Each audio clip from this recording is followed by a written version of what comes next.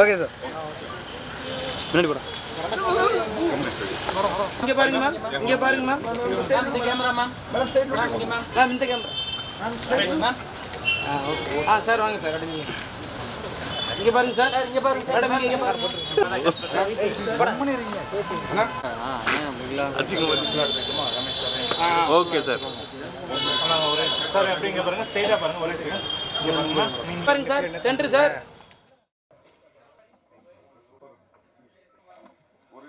ரொம்ப நாளைக்கு அப்புறம் ஒரு இன்டென்ஸான ஒரு கிரைம் த்ரில்லர் படம் பண்ணியிருக்கோம்.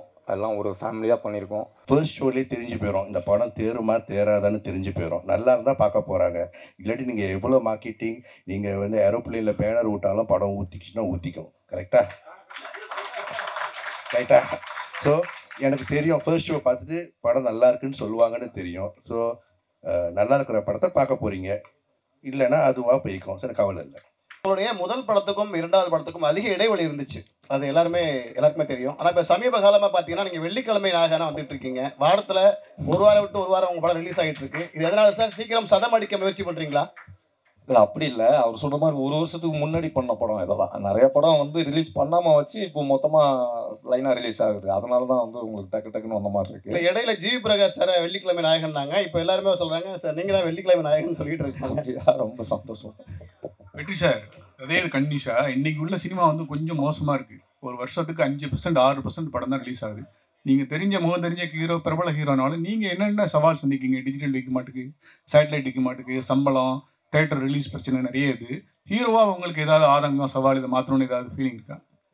இல்லை அதான் படம் நல்லா போச்சுன்னா அடுத்த படத்துக்கு சம்பளம் ஜாஸ்தியாக வாங்கலாம். இல்லைன்னா அவர் சொல்கிற மாதிரி எதுவுமே பிஸ்னஸ் ஆகாமல் தான் இருக்கும். படம் நல்ல கண்டென்ட் கொடுத்தோம்னா அது ஆட்டோமேட்டிக்காக டிஜிட்டலோ சேட்டலைட்டோ எந்த பிஸ்னஸ்னாலும் அது ஆகும். படம் நல்லா இல்லைன்னா அது பிஸ்னஸ் கொஞ்சம் ஸ்டாப் ஆகி தான் இருக்கும். சார் டைரக்டர் சார் சொல்லுங்கள். இந்த படம் ஒரு த்ரில்லர் படம். ட்ரெய்லர் பார்க்குறது தெரியுது. ஹீரோ வெற்றி அண்ட் ஹீரோயின் ஷில்பா மஞ்சுநாத் இவங்களுக்குள்ள கெமிஸ்ட்ரி எப்படி இருந்தது? ஸோ அவங்கள்ட்ட தான் கொஞ்சம் பர்ஃபார்மன்ஸ் எதிர்பார்த்து வருவாங்க. அந்த ரசிகர்களுக்கு என்ன மாதிரியான இதாக இருக்கும்? ஓகே, இந்த கேள்வி ஆக்சுவலி அவங்க 2 பேர்த்திட்டு கேட்டிருக்கணும். பரவாயில்ல, ஒரு இயக்குனராக சொல்கிறேன். யாரோ சொன்னாங்க ரிப்போர்ட்டராக நடிக்கும்போது வந்து கிளாமராக இருக்காது. அப்படி இருக்கும்போது வந்து நீங்கள் எப்படி நடிச்சிங்கன்னா உண்மையாலுமே கிளாமர் கிடையாது. உண்மையாலுமே கிளாமர் இல்லாமல் ஒரு ரிப்போர்ட்டர் அவங்க கரெக்டான ஒரு பதில் சொன்னாங்க. இந்த ரிப்போர்ட்டர் எங்கேருந்து கற்றுக்கிட்டாங்க, உங்கள்கிட்ட இருந்து கற்றுக்கிட்டாங்கன்னு. அதே மாதிரி தான் படத்தில் அவங்கள தெளிவான ஒரு ரிப்போர்ட்டராக மட்டும்தான் காட்டியிருக்காங்க. டக்குன்னு 2 பேர் வந்து பார்த்தாங்க, கண்ணும் பார்த்தது காதல் பாட்டு போனதுங்கிறது என் படத்தில் இல்லை. ஆனால் அவங்களுக்கான ரோலில் 2 பேரும் எப்படி ட்ராவல் பண்ணணுமோ அதை நான் கரெக்டாக காட்டியிருக்கிறேன். அந்த ட்ராவலில் அவங்களோட கெமிஸ்ட்ரி வந்து கரெக்டாக இருந்தது. வெற்றி சார், இப்போ நீங்கள் கூட சொன்னீங்க படத்தோடைய கண்டென்ட் நல்லா இருந்தால் நல்லா ஓடும், இல்லைன்னா ஓடாது அப்படின்ட்டு. ஆனால் இல்லை ஓடுறது சொல்லல, பிஸ்னஸ் ஆகுறது. பிஸ்னஸுக்கு சேட்டலைட்டோ பிஸ்னஸுக்கு கண்டென்ட் தான் முக்கியங்கிறப்ப அதை வச்சு ஹீரோக்கள் சம்பளத்தை ஏற்றுறது அப்படிங்கிற ஒரு விஷயம் இருக்குல்ல, அதை பற்றின ஒரு விமர்சனம் பல பேரும் சொல்லிகிட்டே இருக்கிறாங்க. படத்தோடைய கண்டென்ட் தான் முக்கியம், டைரக்டர் தான், நீங்களும் அதை சொல்கிறீங்க. ஆனால் ஹீரோக்களுடைய சம்பளம் ஏற்றிடுறாங்க, அதை பற்றி என்ன நினைக்கிறீங்க? நான் ஒன்றும் ஏற்றலையே. பொதுவாக சொல்கிறேன். இப்போ நீங்கள் பேசுறது சினிமா இண்டஸ்ட்ரி பற்றி பொதுவாக சொன்னீங்க. அது மாதிரி பொதுவாக சொல்கிறேன், அந்த மாதிரி ஒரு விமர்சனம் இருக்குல்ல. இல்லை அவங்க கொடுக்குறாங்க, இவங்க வாங்குறாங்க, அவ்வளோதானே. கொடுக்குறவங்க இருக்கிற வரைக்கும் வாங்குறவங்க வாங்கிட்டு தானே இருப்பாங்க. நன்றி சார், நன்றி. இல்லை நான் முதலே சொன்னது தான் சார். இப்போ துப்பாக்கி படத்தோட வில்லன் தனி ஒருவனோட மாதிரி வில்லன், அதாவது ஒரு கிளாசி வில்லன். அந்த படத்தை வந்து எலிவேட் பண்ணணும். அதாவது இப்போ இந்த படம் எடுக்கும்போது கூட அவர் கதை சொல்லும் போது நான் சொன்னேன், சார் நீங்கள் ப்ரொடியூஸ் பண்ணுறீங்க, மேபி உங்களுக்கு எக்ஸ்ட்ரா சீன்ஸ் அதெல்லாம் தேவையில்லை. அந்த கதைக்கு என்ன தேவையோ, அந்த வில்லனுக்கு எவ்வளோ தேவையோ, அந்த மீட்டருக்குள்ளே நான் எவ்வளோ பர்ஃபார்ம் பண்ண முடியுமோ நான் பண்ணி கொடுப்பேன். ஸோ எனக்கு வந்து இப்போ நீங்கள் என்ன பார்த்துக்கிட்டிங்கன்னா, இப்போ படம் பார்க்குறோம், அந்த படத்தை பார்த்தாலே உங்களுக்கு தெரியும் இவருக்கு இந்த மீட்டரில் தான் நம்ம போய் தேடலாம், இவரை வந்து நம்ம இந்த மாதிரி யூஸ் பண்ணலான்னு விஷயம் தெரிஞ்சவங்களுக்கு தெரிஞ்சிடும். ஸோ அந்த மாதிரி வரும்போது தெரிஞ்சிடும் எனக்கு அந்த டேரக்டர் இதுக்கு மேலே எனக்கு ஆப்பர்ச்சுனிட்டிலாம் வந்து கதை வந்துச்சுன்னா எனக்கு சூஸ் பண்ணும்போது தெரியும் என்னால் முடியுமா முடியாதான்னு எனக்கு தெரிஞ்சிடும். அவங்களுக்கும் தெரியும் என்ன கேட்கணும்னு தெரியும். பார்க்கலாமே எப்படி போகுதுன்னு. All the best. Thank you. Silva madam, நீங்கள் ஜேர்னலிஸ்டாக நடிச்சிருக்கீங்கன்னு டைரக்டர் சொன்னார். ஜேர்னலிஸ்டாக நடித்தா ஹீரோயின் வந்து கொஞ்சம் கிளாமராக நடிக்க முடியாது. இந்த படத்தில் வந்து எப்படி நடிச்சீங்க? என்ன மாதிரி ஜேர்னலிஸ்ட்? பாடி லாங்குவேஜ்லாம் யாரை பார்த்து இது பண்ணீங்க? உங்களை பார்த்து தான் கற்றுக்கிட்டேன். சுந்தரம் பேர் தான், மீனாட்சி சுந்தரம் பேரு. ஆனா அவர் வந்து மீனாட்சி சுந்தரத்துல மீனாட்சி இருக்கிறதுனால மீனாட்சி இன்ஸ்பயர் ஆகி பண்ணுவோம். டைரக்டர் சார், சொல்லுங்க சார். வில்லனைய முகத்தையே காமிக்கல ஒன்று. அப்புறம் வெற்றி சார் எப்போ டி ராஜேந்திரன் மாதிரியே தாடி வச்சு நடிக்கிறீங்க? எப்போ இல்லாமல் நடிப்பீங்களா? ஒருவேளை இந்த படத்துக்கு வரும்போது அவர் தாடி இல்லாமல் வந்திருந்தா கூட நான் தாடி வளர்த்த சொல்லியிருந்திருப்பேன். ஏன்னா இந்த கதைக்கு வந்துட்டு தாடி வளர்த்துன ஒரு கேரக்டர் தான் எனக்கு தேவைப்படுது. அது ஆல்ரெடி அவர் தாடியோடய முன்னாடி நடிச்சிட்டு இருந்தாரு. ஸோ இந்த கதைக்கும் அது தேவைப்பட்டதுனால அப்படின்னு. வில்லனை ஏன் வந்து முகத்தையே காட்டலைன்னா, அவரை வந்து ஒரு ஃபுல் மூவியாக வர்ற நேரத்தில் அவரை பார்த்தா நல்லா இருக்கும்னு நான் எதிர்பார்க்குறேன். ஏன்னா என்னதான் இருந்தாலும் அவர் வந்து தயாரிப்பாளர் இருந்தாலும் இந்த படத்தில் வந்து ஒரு அறிமுக நாயகன். அந்த அறிமுக நாயகனை ஒரு சின்ன ஷார்ட் டைமில் வந்து நம்ம காட்ட வேணாம், பிக் டைமில் காட்டுவோம் அப்படிங்கிறதுக்காக அவரை நான் வந்து ஹைட் பண்ணி வச்சுருக்கேன். சார் ப்ரொடியூசருக்கு படம் முடிச்சிட்டிங்க, ஆனாலும் கிட்டத்தட்ட ஒரு 2 years கிட்ட உட்காந்து எடிட்டே பண்ணிட்டு இருக்கோம் அப்படின்னு சொன்னீங்க. நீங்கள் 1 year why took so much time? நீங்கள் எக்ஸிக்யூஷன் பண்ணீங்க, அது கூட ஷார்ட் ஃபிலிம்லாம் எடுத்து பார்த்துட்டீங்க, படமும் முடிஞ்சிருச்சு. Then why you took 1 year to edit? நாங்கள் அந்த டயத்துக்கு வெயிட் பண்ணியிருந்தோன்றது வேறு, but still I was sizzling the படம்ன்றதுக்கான ரீசன் இல்லை. ஏன்னா அந்த ஒரு டைமில் சார் அந்த 1 year இருக்குல்ல, எடிட் பண்ணுறது ஒரு பக்கம். அந்த டைமில் வந்து மார்க்கெட்டில் பார்த்தீங்கன்னா புது படம் எல்லாமே வெளியே வரல, எல்லாம் பழைய படமாகவே ரிலீஸ் பண்ணிட்டு இருந்தாங்க. கர்ணன், கில்லி இதெல்லாம் திருப்பி வந்துகிட்டு இருந்துச்சு. ஸோ ஒரு டைம் இருந்துச்சு, அந்த டைம் சரியாக இருக்கணும் இல்லையா? அந்த மார்க்கெட்டிங்னு ஒரு டைம் இருக்குது. ஸோ அந்த ஒரு டைம் வந்து மஞ்சுபல் பாய்ஸ்லாம் ஓடிக்கிட்டு இருந்துச்சு. So I say let's wait, அந்த ஒரு டைம் வரட்டும் கரெக்டாக. But will just keep. ஏன்னா ஒரு க்ரைம் த்ரில்லரை எடிட் பண்ணுறது இருக்குல்ல, நாட் அ ஈஸி ஜாப்.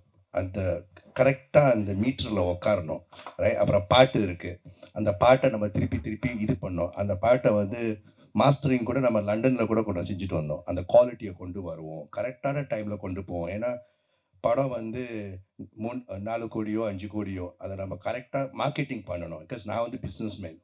அது டைம் எடுத்துக்கிட்டாலும் கரெக்டாக மார்க்கெட்டிங் கரெக்டாக இருக்கணும், கரெக்டான டைமில் வரணும். ஸோ நாங்கள் படத்தை ரிலீஸ் பண்ணலான்னு பிளான் பண்ணது லாஸ்ட் இயர் நவம்பர். அங்கேருந்து நாங்கள் பார்த்துக்கிட்டே வரோம். இப்போ இந்த டைம் கரெக்டாக இருக்குன்னா ஒரு 1 to 2 weeks டைம் ஃப்ரேம் வேணும் கரெக்டான டைமில் வெளியாக்குறதுக்கு இல்லையா? கரெக்டாக இப்போ அமைஞ்சிச்சு. எனக்கு வந்து மார்ச்சில் ரிலீஸ் பண்ண சொல்லியிருந்தா கூட பண்ணியிருப்போம். ஆனால் பெரிய படங்கள் வந்துக்கிட்டே இருக்குது, நமக்கு ஸ்க்ரீன்ஸ் கரெக்டாக கிடைக்கணும், அதெல்லாம் பிளான் பண்ணணும். சும்மா எடுத்தோம் அப்படின்னு பண்ண முடியாது, ரைட்? படம் நல்லாயிருக்கும், ஆனால் நீங்கள் கரெக்டாக கொண்டு போய் சேர்க்கலன்னா படம் நல்லா ரீச் வராது இல்லையா? ஸோ கரெக்டாக பொறுமையாக கொண்டு போயிருக்கோம், அவ்வளோதான். டைரக்ட் சார் ஒரு விஷயம் சொல்லுங்க. அதாவது புது தயாரிப்பாளரோ இல்லை ஏற்கனவே படம் எடுத்துக்கிட்டு இருந்த தயாரிப்பாளரோ, அங்கே இருக்கீங்க, புது தயாரிப்பாளரோ ஏற்கனவே படம் எடுத்துக்கிட்டு இருந்த தயாரிப்பாளரை விட நீங்கள் நெருங்கி ஒர்க் பண்ணிடலாம். இவர் எல்லா விவரம் தெரிஞ்சவராக இருந்தார், இதனால் எப்படி ஒர்க் பண்ணீங்க? பிரச்சனை வந்ததா? ஆக்சுவலி வந்துட்டு அது ஒரு வகையான ப்ளஸ்ஸாக இருந்தது. ஏன்னா எந்த ஒரு இயக்குனரும் ஒரு கதை வந்து அவங்க எழுதும் பொழுது இது சூப்பராக இருக்கும் அப்படின்னு சொல்லி தான் அவங்களுக்குள்ள ஒரு நம்பிக்கை இருக்கும், அதில் மாற்றமே இருக்காது. ஸோ அப்படி எடுத்து கூட ஏன் படம் ஃபெயிலியர் ஆகுது அப்படிங்கிற ஒரு கொஸ்டின்ஸ் இருக்குது. நல்ல படம் தானே, நல்ல கதை தானே யோசிச்சிருப்பா. அப்படி இது வந்து ஃபெயிலியர் படம் பண்ணணும்னு யாரும் யோசிச்சிருக்க மாட்டாங்க. அப்படி ஒரு நல்ல கதை யோசிச்சு கூட வெளியில் வரும்போது அந்த படம் ஃபெயிலியராக மாறுதுன்னா அதில் சில குறைகள்லாம் இருந்திருக்கும். அந்த குறைகள் வந்து ஒரு இயக்குனராக, ஏன்னா அந்த படத்தினுடைய ஒரு தந்தையா எனக்கு என் மகன் மேலே வந்து எனக்கு குற்றம் தெரியாது. அந்த குற்றத்தை வந்துட்டு அவர் வந்து எடுத்து சொல்லும்போது அவர் சொன்ன எல்லாத்தையுமே நான் மாற்றலை. அவர் வந்து நான் நிறைய சிங்கப்பூரில் இருக்கக்கூடிய நண்பர்கள் காட்டினேன், நான் பார்த்தேன். எனக்கு இந்த இடத்துல மட்டும்தானா அதை நான் திரும்ப வந்து நான் பார்ப்பேன்.